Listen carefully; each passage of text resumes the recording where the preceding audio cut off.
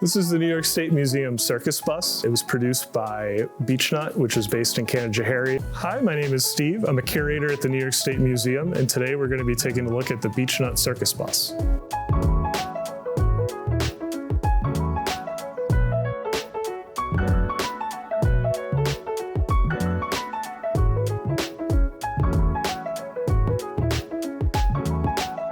They're known for making packaged goods. They started with ham, but they got really popular making candy, gum. They're more known now for baby food. And in the 1930s, they had an ad campaign that was based around the circus and the nostalgia of the circus. Circuses has kind of fallen on hard times during the Great Depression. And they had 12 of these buses made. There's a circus on the inside. They'd come to your town. The Beech-Nut girls would give out candy and samples. And eventually that ad campaign ran its course. 11 of the buses were retired. The 12th bus is here and still remains. They converted the 11 other buses back to being normal buses. And it's kind of unclear if Beech-Nut held on to this because they wanted to keep the circus bus, but there's records of the bus going to do war bond drives in New York City through Beech-Nut. It kind of was involved in parades and other activities in Otsego County and around Canajoharie. Passed hands through a couple different owners. It was in Somers, New York for a while at the Somers Circus Museum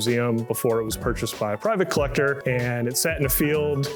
The local kids used it for target practice, hence the bullet holes, and we purchased the bus in the 1980s, and hopefully one day we plan to restore it. This artifact is probably what is most well known for being out here at the warehouse. It's just such a unique object, and when people first see it, they're always like, what is that? Because they've never seen anything like it before. It's circus, it's advertising, it's local New York history, it's got it all.